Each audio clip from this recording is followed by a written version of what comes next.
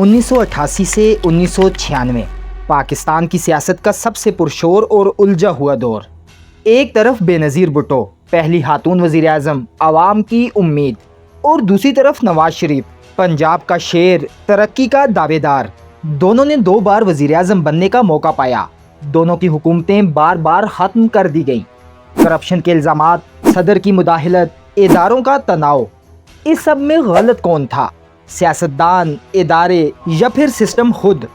आज हम सामने लाते हैं 90 की दहाई की असल हकीकत, जो आज भी पाकिस्तान की सियासत के पीछे खड़ी है।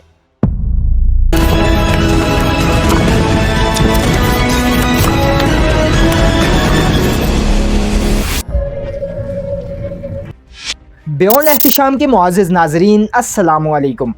1988 पाकिस्तान की तारीख एक नए मोड़ पर खड़ी थी। 11 साल तक मुल्क पर हुक्मरानी करने वाले जनरल ज़िया उल हक एक पुरस्रार त्यारा हादसे में हलाक हो चुके थे। मार्शल लॉ का दौर अपने अख्ताम को पहुंच रहा था और पाकिस्तान एक बार फिर जमहूरियत की तरफ लौटने की तैयारी कर रहा था। दोस्तों, अवाम को उम्मीद थी कि अब सियासी इस्तेहकाम आएगा, मुल्क तरक्की की राह पर गामजन होगा और बरसों से जारी सियासी कशमकश खत्म हो जाएगी। लेकिन आने वाला वक्त पाकिस्तान की तारीख के सबसे हंगामाहेज सियासी अदवार में से एक साबित होने वाला था। नवंबर 1988 के आम इंतखाबात में पाकिस्तान पीपल्स पार्टी सबसे बड़ी जमात बनकर उभरी। जुल्फिकार अली भुट्टो की साहबजादी बेनज़ीर भुट्टो तकरीबन 94 नशिस्तें हासिल करने में कामयाब रहीं। दूसरी तरफ नवाज शरीफ, इस्लामी जमहूरी इत्तेहाद, जिसे IJI भी कहा जाता है, के साथ उनके मुकाबले में खड़े थे। ये इंतखाबात बज़ाहिर जमहूरियत की वापसी थे, मगर पस मंज़र में कई ताकतवर कुव्वतें भी सरगर्म थीं। नाज़रीन, पीपल्स पार्टी की मकबूलियत खुसूसन देही इलाकों और गरीब तबके में बाज़ हलकों के लिए तशवीश का बायस थी। उसी दौरान वोट डालने के लिए कौमी शनाख्ती कार्ड लाजमी करार दिया गया, जिससे हज़ारों मुमकिना वोटर्स मुतासिर हुए। बेनज़ीर भुट्टो के खिलाफ मजहबी बुनियादों पर भी मुहिम चलाई गई। एक खातून के वज़ीर आज़म बनने पर सवालात उठाए गए, लेकिन तमाम मुखालिफत के बावजूद अवामी हमायत ने बेनज़ीर भुट्टो को पाकिस्तान की पहली खातून वज़ीर आज़म बना दिया। मगर इक़्तिदार हासिल करना आसान था, इक़्तिदार चलाना नहीं। हुकूमत बनते ही बेनज़ीर भुट्टो को ताकत के कई मराकज़ का सामना करना पड़ा।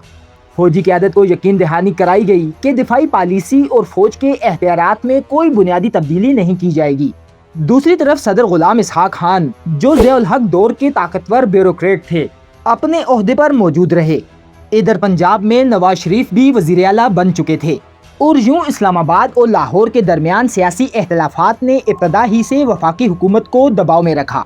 दोस्तों, बेनज़ीर हुकूमत को एक कमज़ोर मईशत विरसे में मिली थी।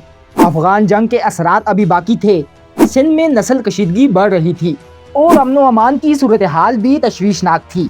इस तमाम तर दबाव के बावजूद बेनज़ीर भुट्टो ने खारजा महाज पर सरगर्मी दिखाई और भारत के वज़ीर आज़म राजीव गांधी से सार्क सरबराही इजलास में मुलाकात की।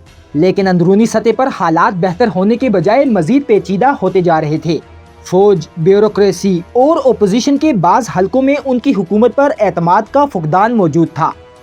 1989 और 90 के दौरान सियासी कशीदगी अपने उरूज पर पहुंच गई। ओपोजिशन मुसलसल हुकूमत पर दबाव बढ़ा रही थी, जबकि सदर और वज़ीर आज़म के ताल्लुकात भी खराब होते जा रहे थे। बिल आखिर अगस्त 1990 में सदर गुलाम इसहाक खान ने आइन की 8वीं तरमीम के तहत अपने इख्तियारात का इस्तेमाल करते हुए बेनज़ीर भुट्टो की हुकूमत बरतरफ कर दी। हुकूमत पर करप्शन और बदअमनी के इल्ज़ामात आयद किए गए। ताहम बेनज़ीर भुट्टो ने उन तमाम इल्ज़ामात को सियासी साजिश करार दिया। दोस्तों, पाकिस्तान एक बार फिर इंतखाबात की तरफ बढ़ रहा था। अक्टूबर 1990 के इंतखाबात में इस्लामी जमहूरी इत्तेहाद ने कामयाबी हासिल की और नवाज शरीफ पाकिस्तान के वज़ीर आज़म बन गए। नवाज शरीफ ने खुद को एक तरक्याती सियासतदान के तौर पर पेश किया। उन्होंने सड़कों, इंफ्रास्ट्रक्चर और माशी तरक्की के मंसूबों का ऐलान किया। अवाम को उम्मीद थी कि शायद अब सियासी इस्तेहकाम नसीब होगा, लेकिन पाकिस्तान की सियासत में ताकत की कशमकश अभी खत्म नहीं हुई थी। वक्त गुजरने के साथ साथ नवाज शरीफ और सदर गुलाम इसहाक खान के दरमियान इख्तिलाफात बढ़ने लगे। बिल आखिर 1993 में वही सदर जिन्होंने बेनज़ीर हुकूमत को बरतरफ किया था, नवाज शरीफ की हुकूमत को भी घर भेजने का फैसला कर बैठे। उसके बाद पाकिस्तान एक नए सियासी बहरान में दाखिल हो गया। नाजरीन, 1990 की पूरी दिहाई हुकूमतों की बरतरफियों, सियासी जोड़ तोड़ और इक़्तिदार की रसाकशी की इलामत बन गई।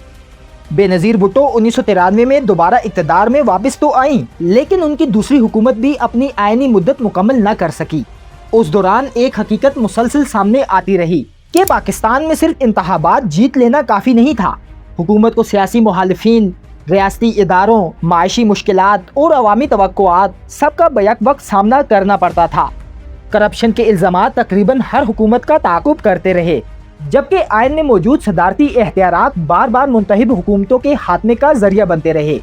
दोस्तों, नवाज शरीफ ने उन तजुर्बात से बहुत कुछ सीखा और बाद के बरसों में ज़्यादा मजबूत और खुद मुख्तार सियासी किरदार एख्तियार किया।